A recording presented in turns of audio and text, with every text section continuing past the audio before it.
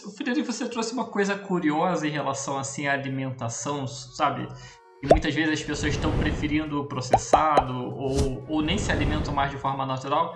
Eu vejo até curioso assim, olhando assim, pensando aqui agora, muitas vezes nos nossos bairros, assim, nas cidades, até pela velocidade, acho que também muito influencia também o tempo que as pessoas dedicam a isso também, tá, Frederico? Mas é curioso como abre um restaurante de comida mineira, um restaurante de feijoada, uma comida que é feita em casa, né? Mas passa a ser uma coisa gourmetizada, né? Que a gente tá tão comendo aquela comida processada, não tô falando nem mal nem bem, mas que o que é o normal virou gourmet. Isso. Existe uma relação, existe um motivo da agroindústria produzir os alimentos que produz, alguns, né, ultraprocessados, porque realmente eles são práticos. Eles foram feitos, a história do ultraprocessado é bem interessante, porque eles tiveram um grande boom depois do término da Segunda Guerra Mundial. E o soldado precisava ir para o fronte e levar um alimento que fosse energético, que fosse de longa duração, pudesse ser preparado rápido. Depois que acabou a Segunda Guerra, toda essa tecnologia de alimentos veio para a população civil. E ali começam os fast foods, ultraprocessados, etc. E isso trouxe, de uma certa forma, não todos os ultraprocessados, mas alguns, uma certa praticidade também para produção, para você preparar alimentos em casa. Então, isso daí trouxe alguns alimentos, alguns produtos que nós utilizamos, que são molho de tomate, algumas coisas desse tipo, né? Que facilita a preparação, né? E com o tempo e com a demanda realmente da sociedade, nós começamos a comer cada vez mais fora de casa do que dentro de casa, né? As mudanças familiares também, isso daí tem sido detectado, essa mudança, né? E aí as pessoas buscam sempre resgatar aquilo que é a identidade delas. Então elas vão, se você estava acostumado a comer seu feijãozinho, arroz e tal, você, aqui no Brasil tem o self-service, que é uma invenção aqui, né, brasileira, né, em que você resgata aquilo que você não pode comer, né, em casa. Você não tem tempo de se locomover de volta para casa para almoçar, como antigamente se fazia, né?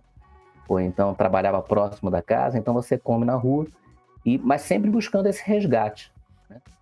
E a indústria ela vai produzindo cada vez mais nesse sentido, né? Não há culpados, há uma demanda, né? E aí é nesse sentido que eu falo que é necessário equilibrar essa demanda, mas sempre buscando a ideia de resgate, né? De alimentos que são identitários. Mas está havendo uma erosão cultural também. Essas novas gerações elas já estão consumindo aquilo que é posto e não mais aquilo que é produzido na casa, né? Não mais trazendo uma cultura familiar.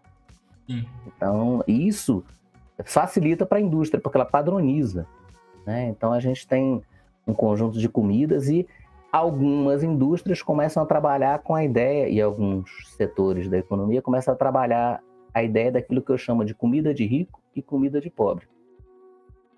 Porque a comida também representa um status. Sim, verdade. E é Né, num engraçado grupo social. como... Não sei se eu vou te, digamos, roubar alguma parte do que você vai falar. É engraçado de novo, assim, repetindo a gourmetização da comida.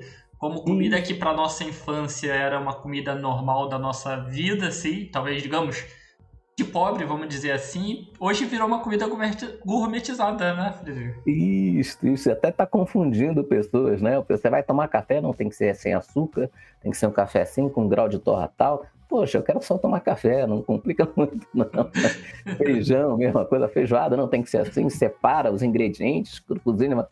Rapaz, eu só quero uma feijoada, acompanhar, né, aquele resgate com mensalidade.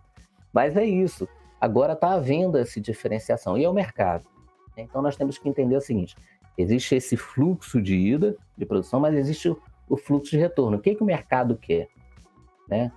Aquele que é empresário do agronegócio, aquele que produz, que trabalha nessa cadeia, ele quer, como qualquer um, atingir o consumidor final, né? Ele quer servir ao consumidor final, ele quer lucrar com o consumidor final. E aí ele vai se adequar ao que o consumidor exige. E o consumidor hoje ele tem buscado diferenciações. No caso das carnes, por exemplo, a gente tem hoje, você já deve ter visto, carne premium, carne... Então você vai classificando carnes, né? Cada vez a carne vai recebendo um título, né? E aí as pessoas já não têm mais só a questão de você se alimentar, tem a questão da experiência do alimento, né? Tem um gado chamado Yagi, é um gado japonês, e até um dia desses apareceu aí, foi, acho que o presidente antigo, o Bolsonaro, havia comido, que é R$ 1.000 o quilo da peça da picanha, R$ 1.600 a peça da picanha, né? Aquela experiência que os jogadores também tiveram lá no Oriente Médio, de comer picanha folhada a ouro. Não sei se você chegou a ver isso. Sim, também, né? Então, hoje tem se buscado experiências com os alimentos, né? As pessoas querem ir num lugar e vivenciar uma experiência, não só a alimentação. E a alimentação, ela tem um poder muito grande. Ela traz cultura embutida junto. Tem história da alimentação, né? Se você... Bebidas, mesma coisa, né? Azeites, vinhos, né? Aqueles que são... Se por acaso, eventualmente, tiver algum português aqui, né, nos assistindo, então, o azeite, o vinho, toda a história que traz, né, da produção, do local, né, é secular isso. Então, tem toda essa magia ao redor da comida. E desconstrói a ideia da commodity, que traz o agronegócio para um outro patamar. É esse que nós estamos buscando.